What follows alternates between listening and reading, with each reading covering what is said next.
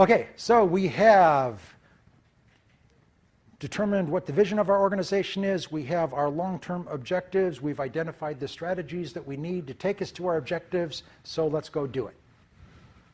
And that's what the marketing plan is all about. Tactics are the steps that you need to do to get you done. These are shorter time frame, and this is kind of where you talk about the marketing mix. Most marketing plans are annual or less.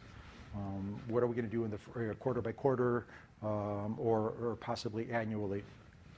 And again, the objectives of the plan are dictated by the objectives of the organization and the goals and strategies they're trying to achieve. But now we're getting down to, okay, so what do you do Monday morning? You want to determine what you want to do. And then you also, as you're developing the plan, want to develop what we call contingencies. And we'll get to this a little more detail when we talk about forecasting. But a contingency is recognizing what happens if things don't work the way we expected they would do. So let's think of beforehand, if things go better than planned, are we going to do something different to take advantage of that?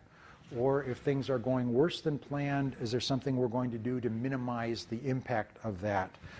If you think about that in advance, it's a lot easier to do that than if you wait until you're in the middle of the plan. You've heard the saying that when you're up to your armpits in alligators, it's hard to remember that you were there to drain the swamp. And the idea is we fall in love with our plans, and once we've started, I don't want to give them up. So if before we execute, we say, okay, if this happens, we're going to do that, it makes it easier to have discipline in our plan, as opposed to at what point, things are not going well, at what point do we say give up? Let's decide that before we execute.